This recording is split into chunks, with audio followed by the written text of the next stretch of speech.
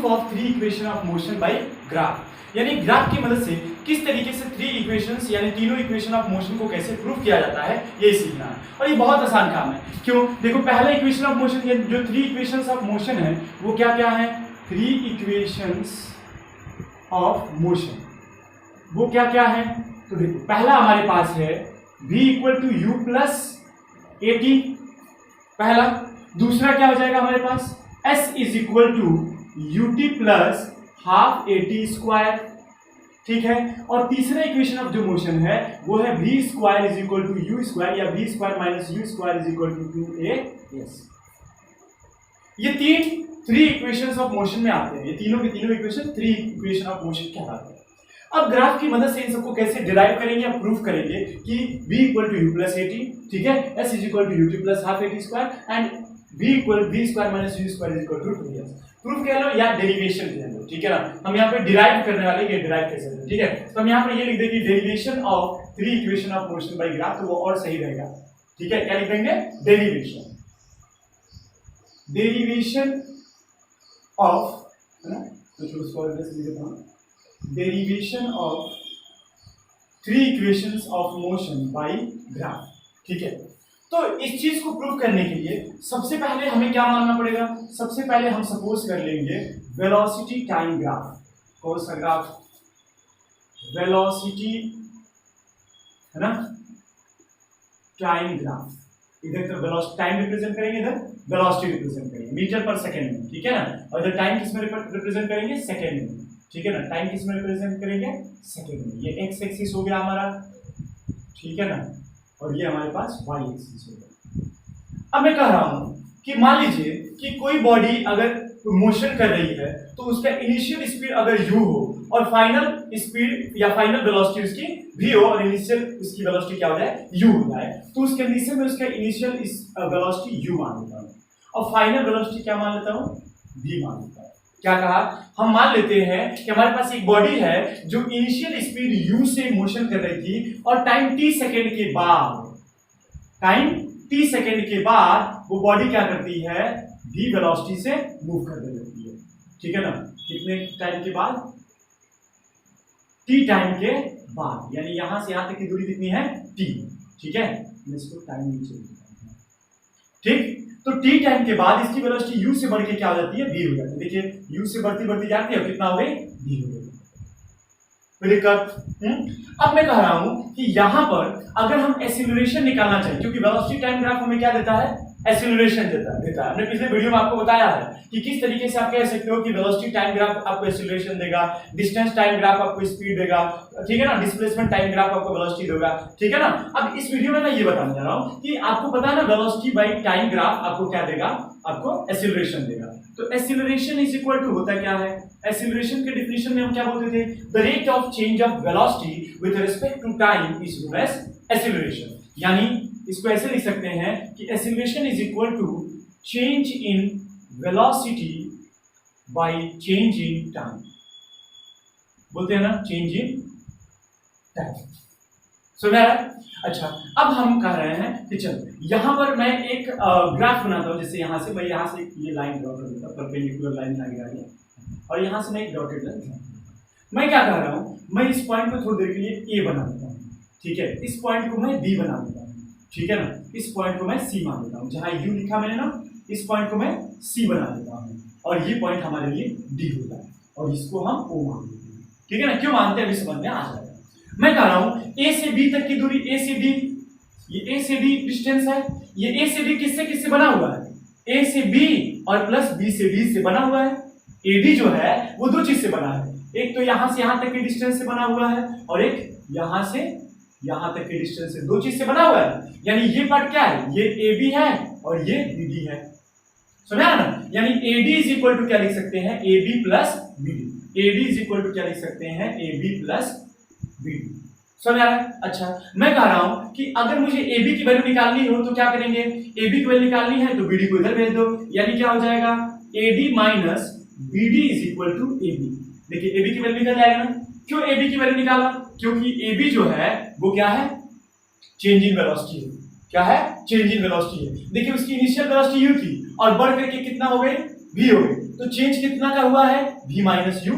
बात समझ आया क्या कर रहा हूं? देखो इनिशियल वेलोसिटी भाई यहाँ थी u और बढ़ करके क्या हो गई v, तो कितना से बढ़ी है, तो देखो फाइनल वेलोसिटी v है, इनिशियल वेलोसिटी u है, तो v माइनस यू करेंगे तो चेंज इन वेलोसिटी पता चल जाएगा, जितना ये होगा उतना ही ये भी होगा। बात समझ आया ना? तो इस कंडीशन में देखो भाई ये क्या है, v है, a से b तक की दूरी क्या है, v है, यहां से यहां तक की दूरी क्या है, v है ना, तो इसकी जगह पर लिखेंगे v। अच्छा कैसे v कहेंगे, जैसे मान लो हमने एक ग्राफ बनाया, यहाँ लिखा हमने 5, यहाँ लिखा हमने 2, तो यहां से ना ओरिजिन से ना इसकी दूरी ये 5 है, यहां से यहां तक की दूरी क्या है 5 है, और यहां से यहां तक की दूरी क्या है 2।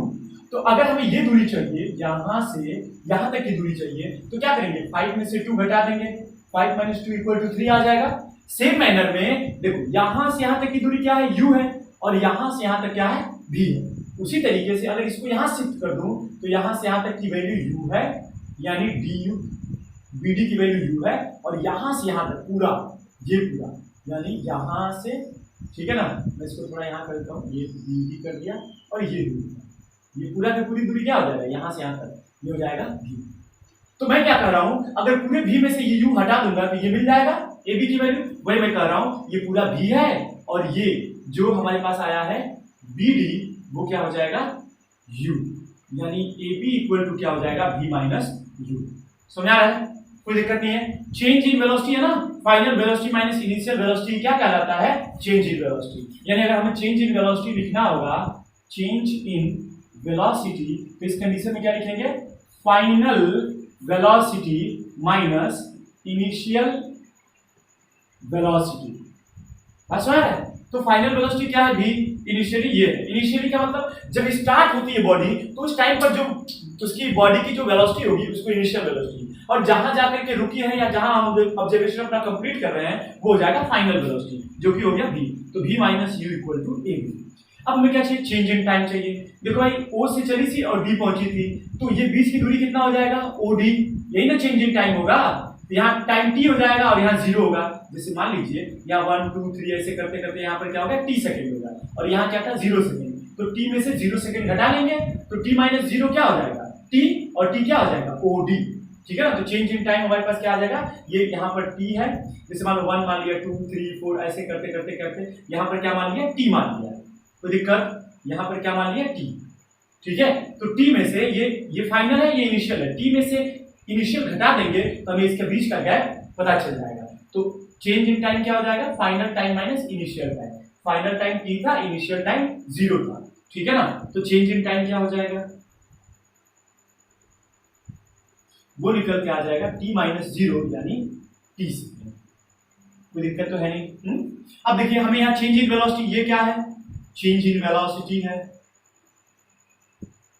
चेंज इन वेलोसिटी पता चल गया, चेंज इन टाइम पता चल गया, यहाँ वैल्यू सब्स्टिट्यूट कर देते हैं। एक्सीलरेशन को a लिखा जाता है ना, एक्सीलरेशन को क्या लिखते हैं स्मॉल a से, तो मैंने स्मॉल a एक्सीलरेशन लिख दिया equal to change in velocity क्या है v minus u by change in time क्या आया है t सेकेंड, यहाँ रख दिया t सेकेंड, t को अगर इधर ट्रांसफर कर दें तो ये क्या है v minus u by t है, यानी डिवाइडेड बाई t है, t जो है नीचे डिवाइडेड बाई में है, अगर राइट से लेफ्ट जाएगा तो मल्टीप्लाई बाई में हो जाएगा, तो a multiplied t is equal to v minus u. अच्छा इसी चीज को ऐसे नहीं लिख सकते हैं, इसको इधर भेज दें, इसको इधर भेज दें, तो क्या हो जाएगा v minus u equal to a into t a t. देखो भाई v माइनस यू को इधर भेज दिया और a इंटू टी को इधर भेज दिया, तो v minus u equal to क्या हो जाएगा a टी। समझ में आ रहा है?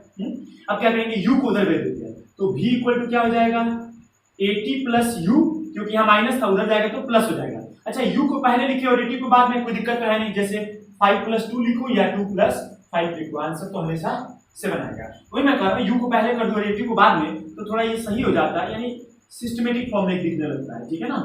तो क्या हो गया v equal to u plus a t, और देखो पहला प्रूफ यही था ना, v equal to u plus a t आ गया, डेरिवेशन हो गया कि v equal to u plus a t, ठीक है ना। ये तो पहला हो गया। दूसरा हमारे पास क्या है, देखिए दूसरा प्रूफ करते ये हटा दो, इतना तो समझ में आ गया। अब मैं कह रहा हूं कि पहला तो आ गया, दूसरा क्या चाहिए, देखिए v u a t है। अच्छा सबका मतलब जरा समझ लीजिए, यहाँ v जो है वो क्या है final velocity, final velocity, u equal to क्या है इनिशियल वेलोसिटी, इनिशियल वेलोसिटी, ठीक है ना। और s इज इक्वल टू क्या है, एस क्या है, डिस्प्लेसमेंट, डिस्प्लेसमेंट या कह लो डिस्टेंस, डिस्प्लेसमेंट या डिस्टेंस। देखो अभी हम चूंकि क्लास 9 के डेरिवेशन बता रहे हैं, इसलिए s इज इक्वल टू क्या लेके चलेंगे, डिस्प्लेसमेंट या डिस्टेंस। लेकिन हायर क्लासेस में s को डिस्प्लेसमेंट ही मान के चलते हैं, क्योंकि डिस्प्लेसमेंट ही होता है, ठीक ना। यहाँ प्रूविंग में डिस्टेंस और डिस्प्लेसमेंट कोई भी मान के करेंगे तो हो जाएगा, क्योंकि डिस्टेंस ही डिस्प्लेसमेंट हो सकता है जब वो बॉडी स्ट्रेट लाइन पर चलती है तब। तो हम यहाँ स्ट्रेट लाइन मोशन लेके चलेंगे, ठीक है ना, इसीलिए इसको डिस्प्लेसमेंट भी बोल सकता हूँ या डिस्टेंस भी बोल सकता हूँ, ठीक है ना। और क्या हो गया, ए इक्वल टू क्या है, एक्सीलरेशन, और टी इक्वल टू क्या हो जाएगा, टाइम, ठीक है। ये इतनी सारी चीजें थी। अब यहां पर कह रहा हूं कि दूसरे फॉर्मूले को डिराइव करने के लिए, दूसरे इक्वेशन ऑफ मोशन को डिराइव करने के लिए क्या चाहिए, डिस्प्लेसमेंट या distance is equal to this, यानी हमें डिस्प्लेसमेंट निकालना होगा। दूसरे इक्वेशन को प्रूव करने के लिए क्या करना पड़ेगा, डिस्प्लेसमेंट निकालना होगा। और डिस्प्लेसमेंट आता कहां से है, तो मैंने बताया कि जो एरिया अंडर ग्राफ होता है, जो एरिया अंडर ग्राफ होता है, किसके, area under graph of VT graph, कौन सा ग्राफ, वीटी ग्राफ ना। अगर एरिया अंडर वीटी ग्राफ निकाले, वीटी मतलब velocity time graph, VT graph मतलब वेलोसिटी टाइम ग्राफ का के अंडर में जो एरिया आ रहा है, अगर उसकी एरिया निकाले तो वो हमें क्या देता है, डिस्प्लेसमेंट देता है या डिस्टेंस देता है, डिस्प्लेसमेंट देता है या डिस्टेंस देता है। तो चूंकि दूसरे वाली इक्वेशन में हमें डिस्टेंस या डिस्प्लेसमेंट चाहिए, तो हम क्या करेंगे, इसी को निकालने का फॉर्मूला लगाएंगे। तो क्या होता है, डिस्प्लेसमेंट निकालने का फॉर्मूला क्या हो जाएगा, एरिया अंडर ग्राफ, यानी ये वीटी ग्राफ में जो एरिया बन रहा है, देखिए ये ग्राफ है हमारा, ये पूरा ग्राफ है। अब इसकी एरिया कितनी होगी, अगर इसकी एरिया हम निकाल लें तो हमें पता चल जाएगा कि वो बॉडी ने कितना डिस्टेंस ट्रेवल किया है। बस में तो चलिए हम निकालते हैं, distance travelled is equal to, distance is equal to, ठीक है, या डिस्प्लेसमेंट लिख लीजिए, क्या करना है, डिस्प्लेसमेंट, ठीक है, is equal to area under graph, area under graph, area under v t graph, ठीक है। अब क्या करते हैं, एरिया इसका कैसे निकलेगा, एक काम करते हैं, इसके एरिया निकालने के लिए यहां से इसको डिवाइड करते हैं, दो पार्ट में अलग अलग इसको डिवाइड करके, और फिर उसकी एरिया निकाल करके दोनों को ऐड कर देंगे। तो देखो यहां से मैंने डिवाइड कर दिया, अब ये बन जाएगा एक राइट एंगल ट्राइंगल, ये एक राइट एंगल ट्राइंगल नहीं हो जाएगा, तो ये एक राइट एंगल ट्राइंगल हो जाएगा। तो राइट एंगल ट्राइंगल का एरिया निकालने का फॉर्मूला क्या होता है, half base into height, half base into height, 1/2 into base into height. और ये क्या है, ये है रेक्टेंगल, रेक्टेंगल का एरिया क्या होता है, लेंथ इंटू ब्रेथ, तो यहाँ पर लेंथ इंटू ब्रेथ लगा देंगे, हमारे पास फॉर्मूला आ जाएगा। इसका लेंथ कितना होगा, यही तो लेंथ होगा ना, और ये लेंथ है कितना, ये लेंथ है कितना, यही ना, टी ही तो है। देखिए यहाँ से निकाले थे हम लोग चेंज इन टाइम, यानी ये जो डिस्टेंस आया था वो आया था टी सेकेंड, ये टी हो जाएगा लेंथ, और ये ब्रेथ क्या हो जाएगा, ये दूरी क्या है, ये तो पॉइंट सी है, ये पॉइंट सी है, और ये दूरी यू है, ये दूरी यू है, बस में है। तो यू क्या है, ब्रेथ है, और लेंथ कितना है, टी है, यानी एरिया ऑफ जो रेक्टेंगल आएगा, मैं इसको कैसे लिख सकता हूं, दो पार्ट में ब्रेक कर रहा हूं, area of triangle plus area of rectangle,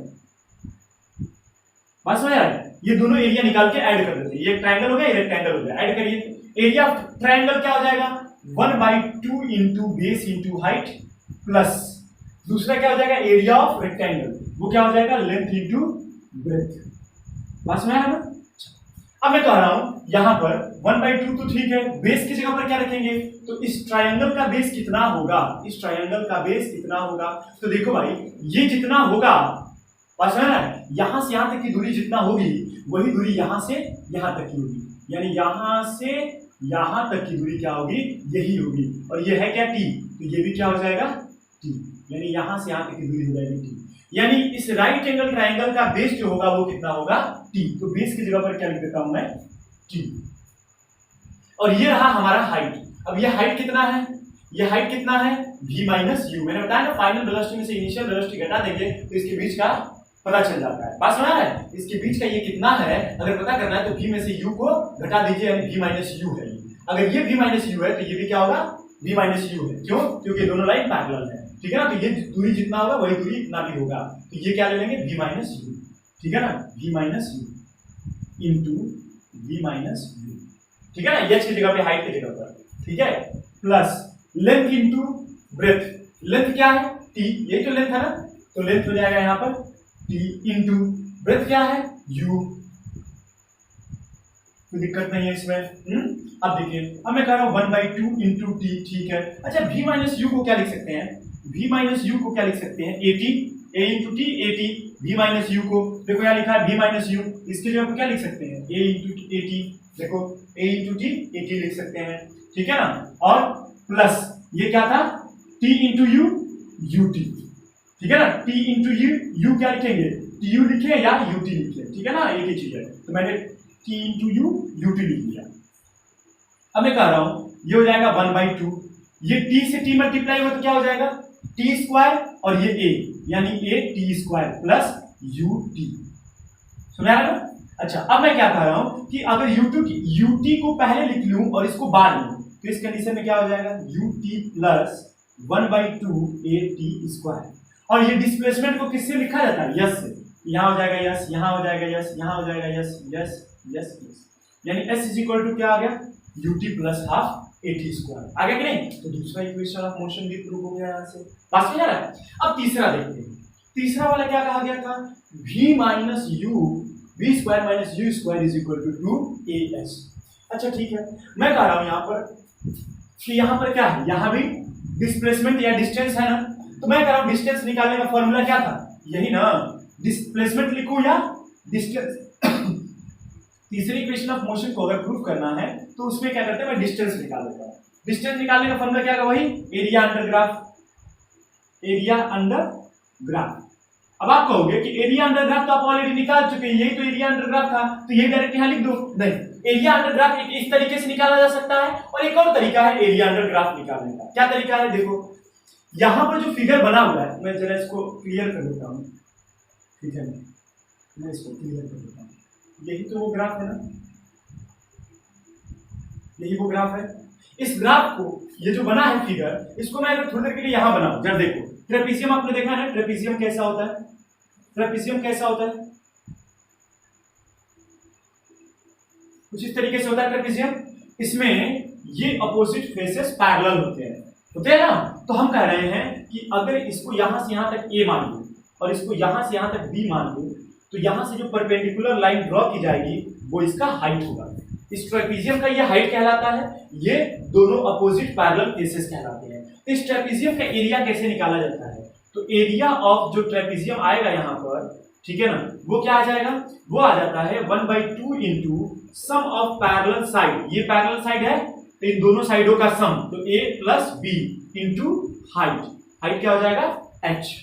सो मैंने कहा है एरिया ऑफ ट्रेपीजियम निकालने का फॉर्मूला क्या होता है, 1/2 into sum of parallel side into height. Sum of parallel side मतलब ये a और b एक दूसरे से पैरेलल है, तो इन दोनों का सम और इंटू हाइट, समझा।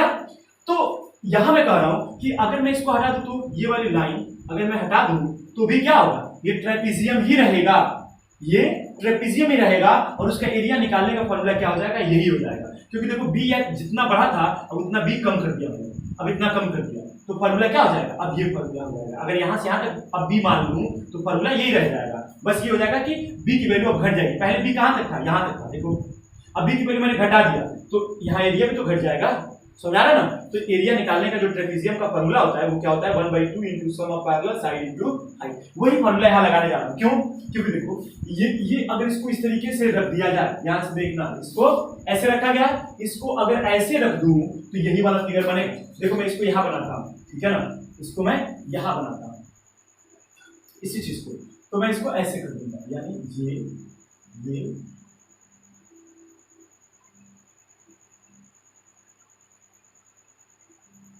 समझ आया ना। मैंने इसको यहाँ बनाया, ये वाला फिगर यहाँ बनाया, कैसे बनाया, देखो ये A है, ये D था, ठीक है, ये O था और ये C था, ठीक है ना। ये वाली फिगर ऐसे थी यहाँ, तो इसको मैंने ऐसे रख दिया। अब देखो ये साइड और ये साइड एक दूसरे के पैरेलल है, ठीक है ना, यही A था हमारा, तो ये A की वैल्यू कितना दिया है, यही A था ना, A की वैल्यू देखो यही है ना, और ये वैल्यू क्या थी U, ये हो जाएगा हमारे पास U, यहाँ से यहाँ तक क्या हो जाएगा U हो जाएगा। और ये क्या था, ये था ये वाला पार्ट, देखो DA, तो इसकी वैल्यू क्या आई थी V ना।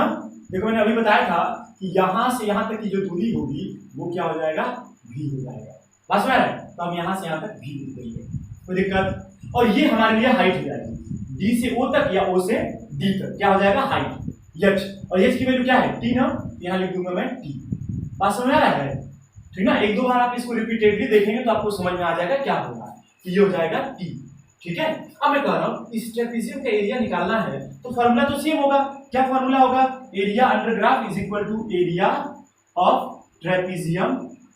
ट्रेपेजियम क्या है, ट्रेपेजियम का नाम A D O C, A D O C.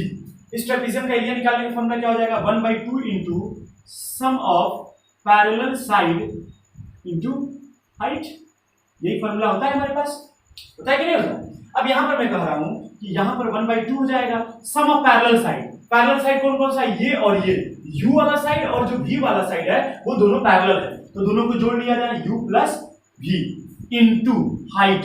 Height क्या हो जाएगा ये t, ये हो गया t, तो दिक्कत। अच्छा अब मैं कह रहा हूं कि जब देखो अगर हमारे पास क्या मिला था, ये मिला था ना, तो a is equal to v minus u by t लिखा हुआ था, और फिर क्या आया था, एक और चीज यहां से तब देख लो, अगर थोड़ा सा इसको और आसान बना दूं तो v minus u by T था, इसको पकड़ो, इसको ये जो था ना क्या था देखना बच्चा, a t is equal to v minus u. अब a को अगर उधर भेज दूं तो t इक्वल टू क्या हो जाएगा, v माइनस यू बाई ए। इस a को उधर भेज दूं तो इससे मल्टीप्लाई उधर जाएगा तो डिवाइडेड बाई में नहीं आ जाएगा, यहां से t की वैल्यू क्या आ रहा है, v माइनस यू बाई ए। देखो यहीं से निकाला हूं, इस a को उधर भेज दिया हूं तो v माइनस यू बाई ए हो गया। अब इस t की वैल्यू यहां नहीं रख सकता हूं, रख सकता हूं t की वैल्यू आई है तो ये हो जाएगा 1/2 in bracket u plus v into t की जगह पे क्या रखूंगा, v minus u, v minus u by a. अब इसके नीचे बाई लगाओ या पूरा लगा दूं, कोई दिक्कत तो है नहीं भाई, क्योंकि सब नंबर आपस में मल्टीप्लाई है, ये भी मल्टीप्लाई ये भी मल्टीप्लाई, तो डिवाइड बाई में a यहां भी लिख सकता हूं, कोई दिक्कत नहीं है। अब मुझे आप बताओ कि a plus b into a minus b का फॉर्मूला क्या होता है। जैसे मैंने कहा अगर a प्लस बी एक ब्रैकेट में दे दे, एक ब्रैकेट इंटू एक ब्रैकेट में a माइनस बी दे दे, तो इसका फॉर्मूला होता है a square minus b square, समझ आ रहा है ना। तो वही फॉर्मूला मैं यहाँ लगाने जा रहा हूँ, a square minus b square वाला। a क्या मानूंगा u को, और b किसको मानूंगा, v को। तो क्या लिखा है, इसको ऐसे भी लिख सकते हैं, अगर v को पहले लिख दिया और u को बाद में, अरे u प्लस v लिखूं या v प्लस u लिखूं, एक ही चीज है ना, तो इसको लिख दिया मैंने v प्लस u। क्यों बनाया ऐसा, ताकि a प्लस बी और a माइनस बी वाला दिखे, इसलिए, ठीक है ना। तो देखो a प्लस बी और ये a माइनस बी, इसके जगह पर क्या लिखूंगा, a square minus b square. तो ये 1/2 तो अपनी जगह पे रहेगा, ये वाला सॉल्व कर रहा हूं, इतने का क्या हो जाएगा, a plus b into a minus b का क्या हो जाएगा, a square minus b square divided by में a, ठीक है ना। तो ये 2 ऐसे लिखा है 1/2 इंटू, ठीक है ना। अब देखो ये 1 से मल्टीप्लाई होगा तो इतना ही रह जाएगा, और ये 2 a से मल्टीप्लाई होगा तो क्या हो जाएगा, 2a हो जाएगा। बात समझ आ रहा है ना। तो यहाँ पर क्या था, ये distance yes yes yes yes yes, ठीक है ना। अब क्या करता हूँ, 2 इंटू ए 2a हो जाएगा, 2a को इधर भेज दो, 2a को इधर भेज दो, तो यहाँ से क्या मिल जाएगा, this implies that 2 into A 2a और 2a को इधर भेज दिया तो क्या हो जाएगा, 2a इंटू यस, यानी 2a यस। देखो अच्छा यहाँ से 2 और a मल्टीप्लाई हुआ तो 2a बनेगा, 2a को इधर लाके मल्टीप्लाई कर दिया तो 2as हो जाएगा, इज इक्वल टू, ये क्या हो जाएगा, 1 into v square minus 1 into minus u square, क्या हो जाएगा, माइनस यू स्क्वायर। समझ आ रहा है, क्या हो रहा है, v square minus u square. अच्छा ये देखो v square minus u square is equal to 2s, इसको उधर भेज दो, इसको इधर बुला दो, तो ये क्या बन जाएगा हमारे पास, v square minus u square is equal to, देखो इसको मैंने इधर बुला लिया और इसको मैंने इधर भेज दिया, तो v square minus u square इधर लिख दूंगा और इसको इक्वल टू 2as। और देखो यही तो है तीनों इक्वेशन ऑफ मोशन में, यानी तीसरा इक्वेशन ऑफ मोशन यही तो है, v square minus u square is equal to 2as, और ये क्या था, दूसरा इक्वेशन ऑफ मोशन था, और ये क्या था हमारे पास, पहला इक्वेशन ऑफ मोशन था। बात समझ आ रहा है कैसे आ रहा है। तो इसको आप एक दो बार देखो, अभी आपको समझ में आ जाएगा कि क्या चीजें इसमें हो रही है, ठीक है ना। मैं ये चीजें ये तो समझ में आ रहा है क्या लिखा था, बाकी यहाँ क्लियरली हमने नोट कर रखा है, तो आप इसको नोट कर लीजिए, एक बार इसको और वीडियो को रिपीट कर लीजिए, अगर नहीं समझ में आया तो आपको समझ में आ जाएगा, ठीक है ना। तो ये हो गया हमारे पास क्लास 9 CBSE का जो चैप्टर था मोशन, वो कंप्लीटली खत्म हो गया।